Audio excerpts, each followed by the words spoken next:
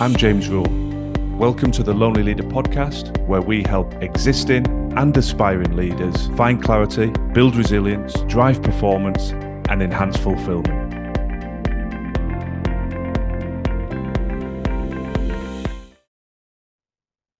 I want to talk today about the power of utilizing a journal. Now, I confess I came to this relatively late in my leadership journey. I just saw a journal as a diary, something that you recorded your day-to-day activity in, and felt like it was another task on the never-ending to-do list and something I didn't really have time for. And actually, as with most things in life, our perception is different to the reality. I started to hear more and more high performers referring to the power of utilizing a journal. And I thought, well, there's got to be something in this. I need to have a look at it. So I began to experiment with it and very quickly became a convert, very quickly became a passionate advocate of the benefits that I drew from that process and continue to draw from that process. And journaling has become a consistent part of my daily routine. Some of you may already utilize a journal. Some of you may have never utilized it at all. So I thought it'd be helpful just to highlight a number of the core benefits that I've experienced and that I hope will prompt you to take action and to begin experimenting with the journaling process. So, number one, a place to process our fears. The reality is we're very good at worrying. We're very good at predicting the worst case scenarios, negative stacking, as I call it, envisaging one scenario, taking us to the next scenario and the next scenario. And those fears and worries can bounce around in our mind and continually pop up when we're driving our car, taking a shower. Whenever we get a bit of quiet time, the worry can come back. So I think it's really powerful sometimes just to simply extract those fears from our mind and write them out in a journal. It's a little bit like the old adage of a problem shared is a problem halved. We often feel better just for talking through a challenge or a fear with somebody, just for getting it off our chest. It's not always possible to be able to talk it through with someone, and we don't always want to unload all of our fears on our partner or friends. So just the exercise of writing it down is a little bit like extracting it from our mind onto some paper to stop it going on a continuous loop. Number two, a place to practice gratitude. Those of you that have listened to my previous episodes that have worked with me in the past know that I'm a big advocate of finding the ways to practice gratitude. It is a scientific fact that when we practice gratitude, it suppresses fear, anger, stress. It is physically impossible to be in a real state of gratitude and also be angry or fearful at the same time. If you don't believe me, try it. Now, how do you practice gratitude? Well, one of the most simple but cathartic ways, in my opinion, is to start each day by opening your journal and simply writing down 3 things that you are grateful for from the previous day. It could be something in your personal life. It could be something in your professional role. It could be something as simple as, the laughter of your child, being out in nature, walking the dog, anything. But by consciously recording it, you bring that sense of gratitude to the fore, and that is a great way to empower our mindset and suppress some of those negative emotions. Number 3 is establishing clarity. We all move at 100 miles an hour. We all have never-ending to-do lists. Most of us are juggling a whole raft of roles each and every day. As a parent, as a partner, as a sibling, as a son or daughter, as a leader, as a colleague, as a friend, those roles are interchanging potentially numerous times each and every day. And so it's important to be able to press pause, to actually lift our head from the chaos of the day-to-day firefighting and gain clarity. And when I work with people and work with teams, I spend a lot of time going through a whole range of clarity exercises. But fundamentally, we need to know where we are and where we're trying to get to. If we don't know our destination, we can never plan the route. And so taking a moment for reflection is invaluable to help us find clarity. Number four is accountability. It's all well and good holding other people to account, particularly as a leader, but we need to also hold ourselves to account. How often does somebody ask, "How are you?" "Fine." "How are you doing making progress towards your goals, etc.?" Yeah, it's going well. And you can brush that off very easily. But when you actually commit to putting pen to paper and turn the spotlight back on yourself, as you've heard me say in the past, quality leadership on the outside starts within. Journaling is a great tool to hold you accountable, to reflect on your goals. As we said in the previous point around clarity, to reflect on your destination and to challenge yourself on, am I making progress towards that? If not, why not? So I love the combination of holding yourself to account, dovetailing into that clarity process. Number five is improved sleep. How many of us struggle with sleep? The majority. Not all the time, but at any given point. And I guarantee that one of the biggest disruptors to sleep is stress, wherever that comes from. If you're worrying about a loved one, if you're worried about a health issue, if you're worried about finances, if you might be worried about something within your role, it might be a forthcoming presentation or meeting that you're worrying about. Those fears and anxiety massively disrupt our sleep. And stating the obvious, if we don't get good sleep, we don't recover, and the cumulative effect on that can be enormous in terms of our performance and optimizing that performance. We need to recover to optimize performance, so we can't allow fears and stress to disrupt our sleep. Taking to a journal, making it part of your evening routine is a great way to draw a line in the sand, to process the day, to remove some of those thoughts from our head, as we said earlier on, and set yourself up for a better night's sleep. And I'll come back to that point a little bit later in the episode. Number six is brainstorming.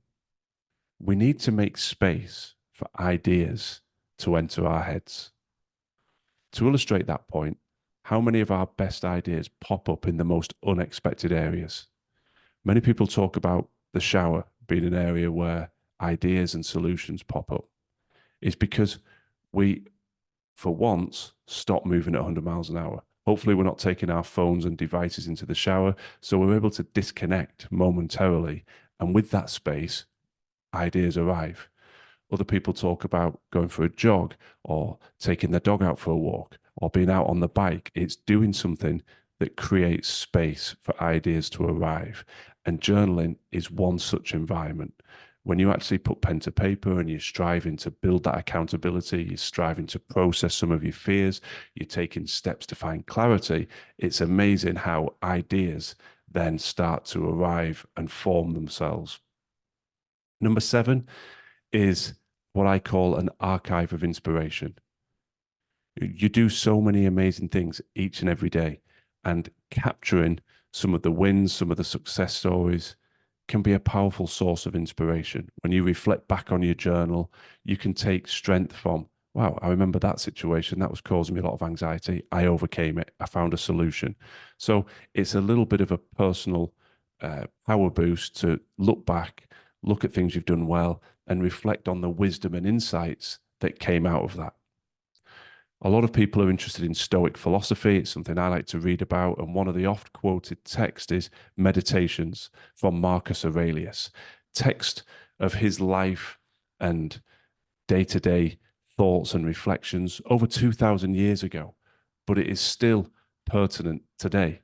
So it's amazing how capturing things on paper can give you a reference point to enhance your mindset and boost your confidence moving forward. Point number eight is anger management. We've all had experiences, every single one of us, none of us are immune, where we have said or written things that we wish we hadn't. In the height of the emotional moment, when we feel offended or slighted or insulted, we respond in kind. And our anger and our ego gets the better of us, and we say things to hurt or to retaliate, and then almost instantly regret them. So I think sometimes it's good to be able to process that anger before it has a ripple effect. It's not exactly a journal, but it's a wonderful illustration of it. I remember reading about Abraham Lincoln talking about the way he processed his anger. He would take out his writing pad, he would write a letter, he would articulate all his frustrations and put his arguments back against the person that had insulted him or critiqued him. But then at the end of the letter, he would sign it off, never signed and never sent. And he had an angry letters pile where that letter would go. So I suppose it's the equivalent of writing something out, a response in your journal, but then not sending it, not saying it. So for many of us, we'd love to be able to go back in time and take back certain comments or certain actions that were fueled by anger. This could be a nice little buffer that you reflect in your journal, say what you're thinking, but don't actually say it out loud or deliver it in modern parlance in the form of an email, which again, we're all guilty of firing off an emotive email before we've had time to truly get control of our emotions. Point number 9 links back into that archive of inspiration. It's just capturing learnings from the day. I think sometimes we are our own harshest critics.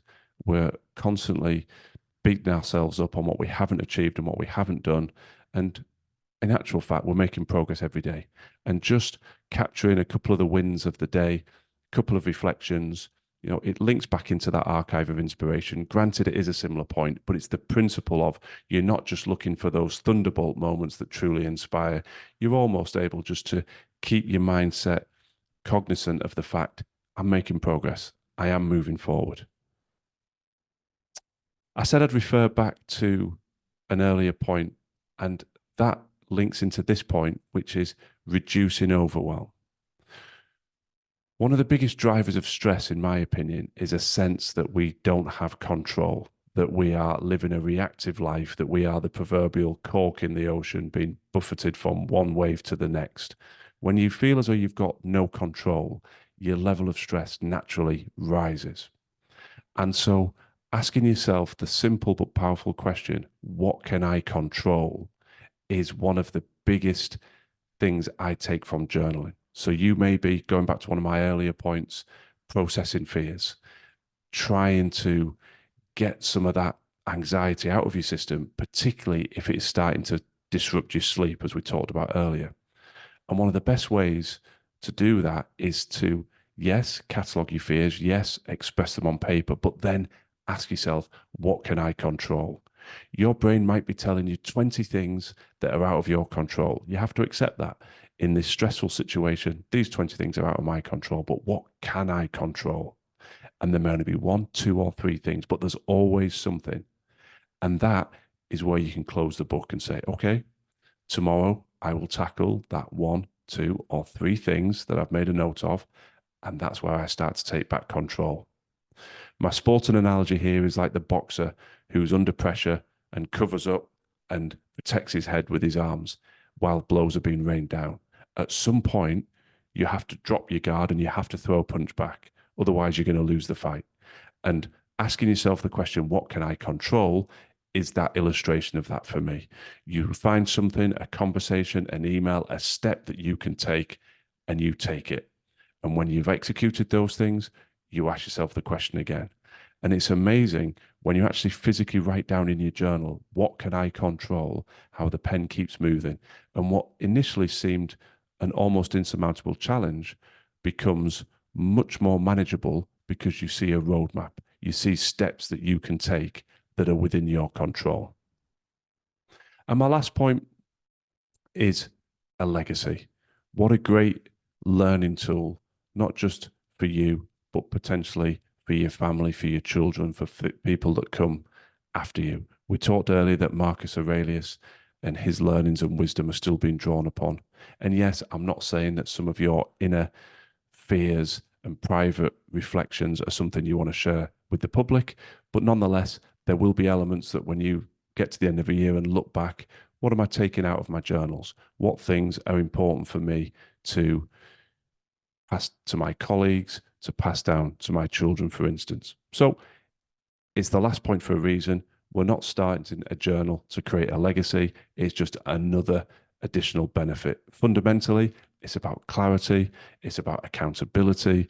It's about control. It's about reducing stress, processing fears. There are so many things that I've touched on in this episode. And it might sound a little bit whimsical, but as with everything we talk about, I would encourage you to test it, and test it again. If you engage in journaling and it has zero benefit on your mindset, your mental well-being, then of course you'll stop. But I would be very surprised if that's what you found. Some of the biggest cynics I've worked with have embraced it and now truly embrace it as part of their daily routine. So as ever, do connect with me on LinkedIn. Do provide feedback. I always love to hear how these insights resonate, and particularly love to hear of people's positive results when they embrace some of the tools or tips that we talk about on the podcast and find positive results in their life. Good luck, and thanks for listening. Thanks for listening to the Lonely Leader podcast. I'd be very grateful if you could share and follow if the content resonates. And if you're looking for additional free resource to support your continued growth and development, then please do check out our social media and website details in the show notes. Remember, quality leadership on the outside must always start within.